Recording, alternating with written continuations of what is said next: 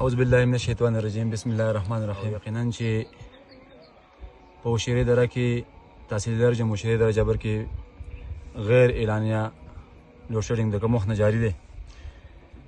سیاسي منتخب لیډران چې کوم دي هغه هم خاموشه دي او کوم چې ورکر دي هغه هم خاموشه دي. قوم بیخي خاموشه دی. عوام ته ډېر سخت تکلیف دی. په دې علاقه کې په دې کورونو کې بیماران دي، ماشومان دي، زنانه دي. انتهایی ډېر زیات تکلیف دی او د میرانې مور په شان سلوک زموږ د وشیرې درې سره کېږي. تېر وختونو کې به که داسې بجلي غیب شو نو وشیرې درې د جبر خلک به راووتو داروی ته روډ به بند کړ. اوس پته نه لګېږي چې دې خلکو ته داسې څه مسله ده چې وروره په دغه تیاره کې وخت نه راوځي. بیلونه ټایم په ټایم جمع کوو او بجلي نشته او بار بار دوی ووایي چې بای ولټیج کم دی او په کوم چې چونکې اتان کم ګریډ دی نو په باندې لوډ دی.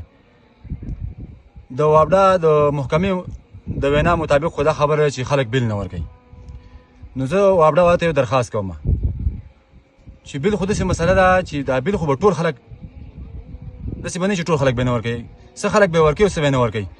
موږ الحمدلله د جبر چې کوم خلک دی ټول باقاعده میاشت په میاشت خپل بیل جمع کوي په دې مهنګایۍ او په دې غربت کې. اوس که داسې څوک وي او دوی ته معلوم وي چې دوی بیل نه ورکوي نو باقاعده د دې محکمې څخه اختیار دی د پولیسو په نګرانۍ کې دې راشي د دغه کسانو د میټرې کوزي کړي او چې عوام هم وپېژني. داسې موږ ته پته نه لګي چې چا بیل خو نه شي کتلی چې چا پسې بیل شاټ د څوک یې نه ورکوي. هر سړی خپل بیل جمع کوي په وخت باندې د نورو بیلونه خو څوک نه شي کتی.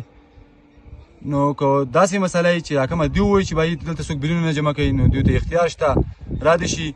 دا یوه اداره ده د دوی څخه اختیار دی دوی دې راشي د پولیسو په نګرانۍ کې پولیس دې ځان سره راولي د هغه خلکو نه د میټرې کوزي کړي کوم خلک چې په وخت باندې بیل نه جمع کوي. هغه خلک بیل نه جمع کوي او باید چې کوم بیل جمع کوي نو د هغې په تیلو کې بیا نور سوځي غریبانان.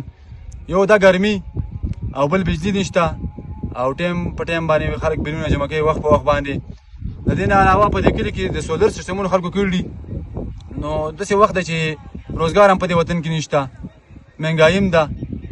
نو د هر چا خو د سولر وس نه کېږي چې سولر سیسټم وکړي. بله خبره داسې ده چې د دې ځای نه کوم د پی ټي آی کوم منتخب نمایندګان دي صاحبزاده صاحب عبدالله صاحب او دغسې ایم پی ای ملک ګل ابراهیم صاحب او چیرمن عبداللطیف دوی هم خاموشه دي دغه نه کوي اکشن نه اخلي په دې باندې او موږ ډېر تنګ شو. که بجلي والا خپل رویه نه سیده کوي نو ډېر ژر به انشاءالله موږ د هړتال اعلان کوو او دیر چترال شهرات چې کومه ده دا په داروله کې موږ مکمل طور بندو.